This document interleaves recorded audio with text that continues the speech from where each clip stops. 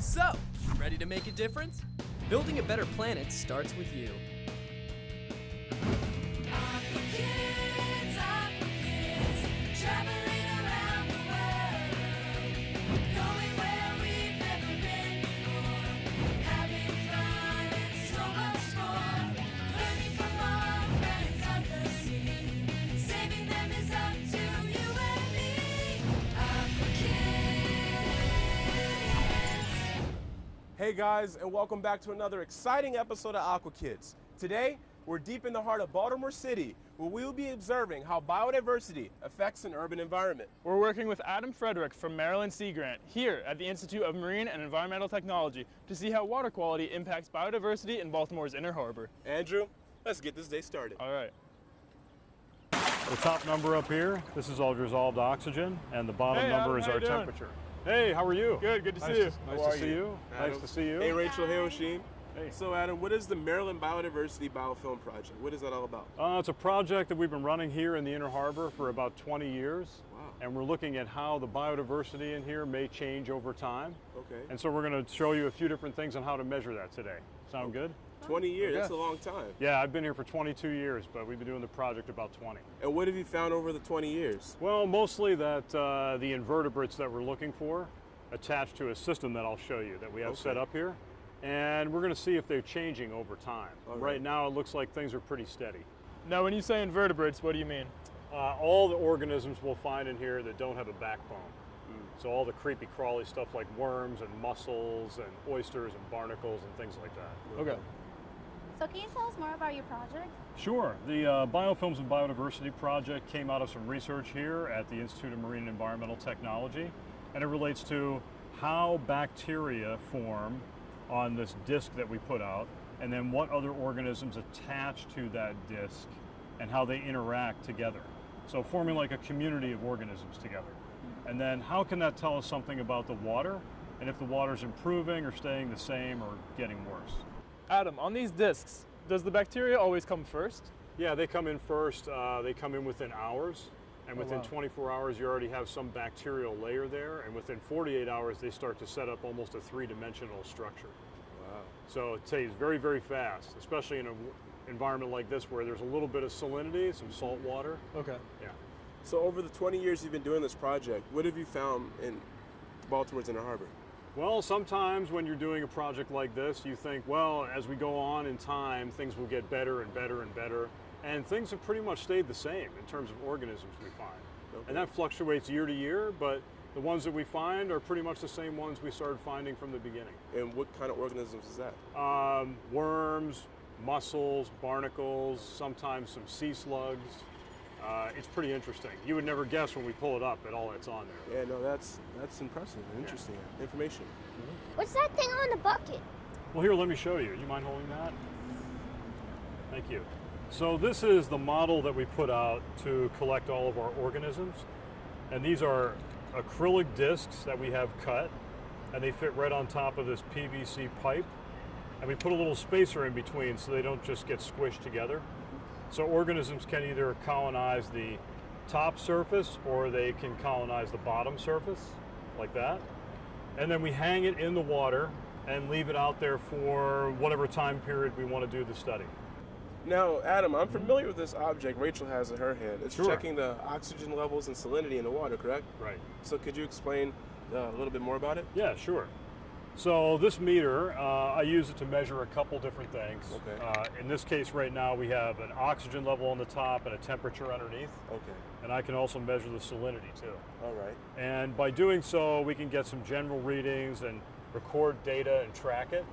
And then we can compare that to what we're finding in terms of the biodiversity. Okay. Now, is this level right here a good level? The oxygen? Yes, yes, sir. Well, that's pretty low. Oh, wow. 1.2. It was just 1.4, so it's jumping around a little bit. Okay. But that's a very, very stressful level for animals to be able to live in. Oh, wow. Adam, how long have these discs been here in the Inner Harbor? The ones we're going to look at today have been in the water for 6 months. Wow. Yeah, so should be pretty cool what we're going to see today. Yeah. Wow. When we come back, we're going to pull these discs out the water. Now it's time for Aqua Quiz with your host, Drew Cruz. I'm your host, Drew Cruz, and it's time to test your knowledge with another Aqua Quiz. Biofilms are bacterial colonies that form in layers. They can be found in many areas of the human body and in the environment. One way to measure biodiversity is to examine biofilm communities. The biofilm community is made up of invertebrates. Which of the following are invertebrates? A. Mussels, B. Mudworms, C. Anemones, or D. All of the above? I'll have the answer after the break. Welcome back. Do you know which of these is an invertebrate? The answer is D. All of the above. Invertebrates are creatures without backbones. We'll see you next week with another Aqua Quiz. Hey guys, and welcome back to Aqua Kids. We're ready to see the slime on these discs. Excellent. Adam, show us. The first thing we have to do is All right. get some water. Okay.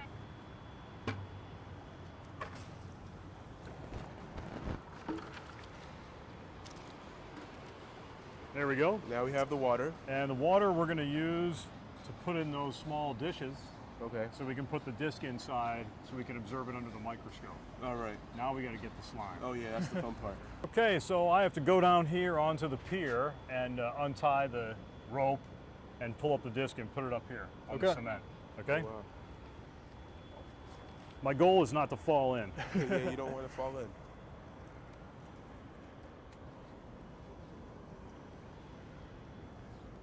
Wow, look at those fish. Okay, let's see what we have. Oh yeah, this looks good. Wow. Oh my god. 6 months? Yeah, 6 months, and this is a lot of growth. So what do we do now? Well, we're going to take a couple discs off the rack, and we're going to take them inside to the lab and see what kind of diversity we have on here. And then we can talk about how that relates to what we've seen in the past or what we would like to see. But like I said, there's a lot of mussels this year. You can see how densely colonized they are right here. Don't go away. We'll be right back. Hi, Drew here. You know, it excites me to meet kids like us who love to protect the Earth as much as we do. Young people who are pioneering powerful ways to conserve and protect our planet. I call them eco-defenders. Let's find out what they're doing.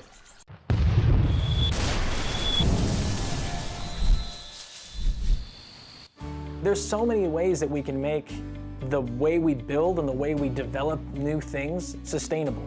I knew environmental engineering was the way I could actually get in on the problems that were needing to be solved, and I could continue making things with purely the idea of sustainability and sustainable building in mind. In engineering, we do a lot of work in prototyping. And so one thing that we were introduced to freshman, sophomore year was the idea of 3D printing. 3D printing takes plastic, lays it down on a bed in lines, and basically those lines stick together, and then it goes up layer by layer, and you can create models from that. And that's really helpful to us for creating quick models of things to hold physically so that we can actually see it in the real world rather than just on our computers. The bubbles, unless it's causing a problem that you can visually, like you can really see, when it lays the first layer down, we just don't mind about them. This market is growing. You can now buy a 3D printer at Home Depot. That's very indicative of the fact that people want these more and more. But 3D printing generates a lot of waste. So we wanted to make a system people could use easily to recycle the plastic. Our project right now is a 3D printing recycling system. What it does is it takes anything you can print, grind it down. From there, it is able to melt that plastic down and back into a spool, and you can then use that again to 3D print. We wanted to add sustainable energy, so we wanted to make it off-grid, so we had it on the cart to emphasize it not being plugged into the wall. At high schools, we can take our system and use it to explain a myriad of different things. We can use it to explain how do you cycle a resource. We can use it to talk about renewable energy. So as you spin the wheel of the bicycle, it spins this generator on the back, and then it sends the power to our battery, so it recharges them. You can have sustainable practices in almost every aspect of building and development, of technology, of how we produce things, how we manufacture things. I guess I'm just hoping that with this project and with our demonstration pieces, we can show people like it's really not that hard. We can solve this. We have the technology ready to go. We just need to do it. Wasn't that great? Now it's your turn. If you or someone you know is doing something remarkable to help our planet, let us know about it. You could be our next eco-defender. See you soon. Aqua Kids will be right back. Want to keep up with our adventures? Follow us on Twitter and Facebook. Hey guys, and welcome back to Aqua Kids. So earlier, you saw us outside collecting discs that's been sitting in Baltimore's Inner Harbor for 6 months. Now the Aqua Kids and Adam are inside, and they have it set up where we can see what kind of growth is on them. Let's go check it out. So Adam, we're here with the discs we just got from the field. What did we find? Well, I think we've got a really nice diversity here of some of the things that dominate our discs out in the water. And if we look up on the screen, we can see that there are a number of different moving, living things there. And it may look like there are a lot of different things, but there's probably about just 3 or 4. Okay, what 3 or 4 different things do we see? Well, over on the left, you see that animal moving up and down, in and out, that just closed up right there. Yep. That's a barnacle. And then to its right, you see a long tube. That's a mussel, one of the mussels that we have in the harbor. And you see there are spaghetti-like tentacles waving around in there. Those are whip mudworms. And there is also another worm in the center of the screen, just kind of hiding back in the debris. I can zoom in on it a little bit, and we can see it a little bit better. And here's one of the worms we found right in the middle of this biofilm layer, and kind of hiding underneath the tubes and tunnels that are in there. Has that green color and some bristles on what look like legs. They're not real legs, but this is another type of worm that we commonly see. Is there a special name for this worm? Yeah, these are polychaete worms. They're pretty common. And then right down there on the right, he just went back in the burrow there, is another type of polychaete worm. So these are the ones that we tend to find, and we could zoom in on them a little more closely, but I also found something else that's pretty cool. Okay, so let's take a look, see if we can find it. We're going to cruise down toward the bottom of the disc here. There it is. Oh, wow. You guys know what that is? Flatworm. Yeah, that's right. It's a worm that's really flat. So this is another type of worm, not that closely related to the other ones we've already seen. But a lot of times they'll be looking for a barnacle that it can eat, maybe a weaker one or one that's recently dead, and it will go in and consume what's left of the barnacle or eat the barnacle. So how do you count all the living things on the disc? Good question. If we tried to count everything, it would take way too long in the lab. So what we try to do is we try to pick certain areas to count at random, and then we count those areas, and then we try to estimate how many organisms would be on the disc from those estimates. And once you have that data, what more do you do with the research? Good question. We tend to share the data with other classrooms in Maryland that are involved in our project. Okay. And then also other classrooms that are involved on the international level. So we have some really big partners in Sweden we've been working with for about 20 years on this project. In the Inner Harbor, what are the reasons for the poor water quality?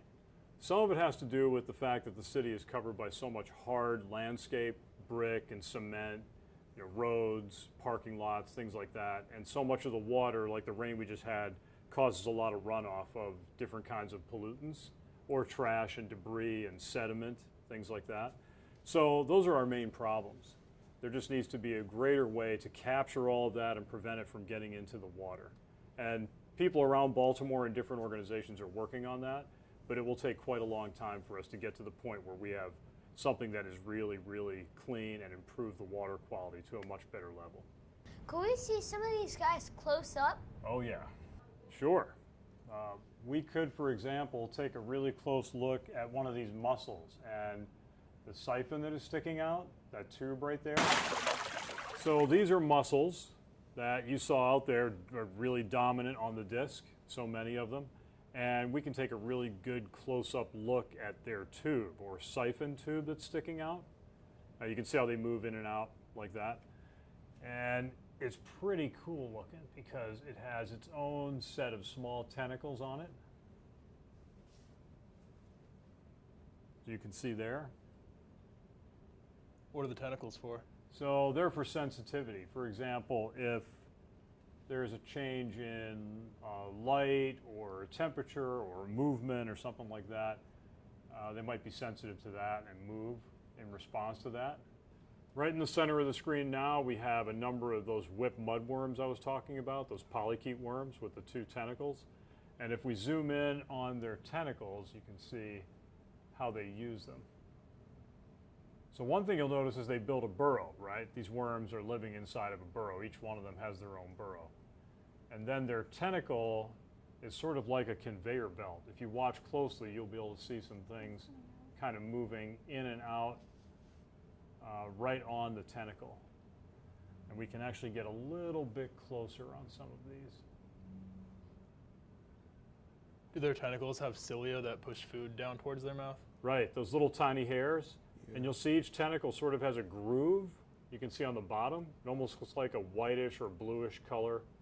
So it's a groove. And if you watch, see that one there on the right, just brought that stuff down. It looks like it's stuck there, but it's actually moving it along down into the burrow. So the burrows are really important for these worms. They tend not to live in the open and crawl around. They live in this burrow. So Adam, what does all this mean? Well, we're asking a simple question, what types of biodiversity are in the water? And so by collecting all this information over 20 years, we can simply give a basic answer. Things are getting better, they're staying the same, they're getting worse, and so far things seem to be staying the same. Okay. And then secondly, we want to raise public awareness that there are living things in the water, so people care about it, so people won't put trash in or will help support improvements, environmental improvements around the harbor area. Yeah, I had no idea our Inner Harbor was like this. Yeah, most people don't. They would never believe if you brought them in here and showed them that came from the harbor water outside. Wow. Hi, Drew here. For more information on today's show, go to aquakids.tv. Welcome back to Aqua Kids.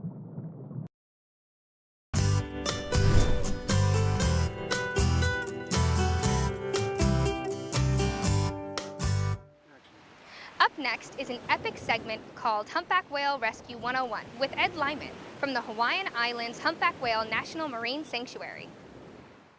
Today, I am not jumping out of an airplane, I'm not going skateboarding, and I'm not gonna direct some traffic. I'm gonna rescue some whales with Mr. Ed Lyman. Can you tell me about what you do? Hey, Lay. I'm the Marine Mammal Response Manager for the Hawaiian Islands Humpback Whale National Marine Sanctuary. And today we want to show you how to cut a 45-foot whale, 40 tons of weight, free from entangling gear out here off Hawaii. Wow. We need to be prepared. We need to have the safety equipment, the tools, knives, and things like that to cut these whales free. We're going to actually put you through a training. We're going to show you the steps of disentangling a 40 to 45-foot whale out here. Like as I said earlier, it's not easy. We're going to use an old whaling technique called kegging. And what kegging involves is basically attaching to the whale via the entanglement. We're going to grab hold of the whale using a grapple hook. And once we're attached, we're going to add buoys to the whale. Now, whalers call this technique kegging because they were not adding buoys, but kegs, barrels to the whale to slow the whale down, keep it at the surface, get it to where they could, of course, kill the whale in the heyday of whaling. Well, we've modified that technique. Instead of throwing a harpoon to get a hold of a whale, we're going to throw a grapple into the entangling gear. Once we're attached, we add some big buoys like the ones on the beach over here and use that to slow that whale down, tire it out, get it near the surface where we can actually cut the whale free.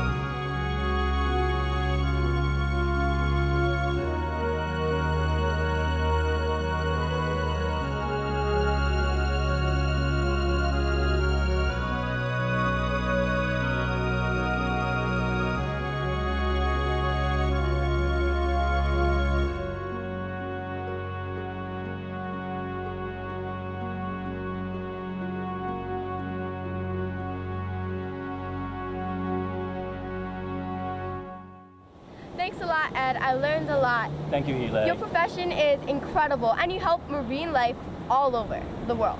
It's an honor. So, thanks for watching this segment of My Beach Report. See you next time.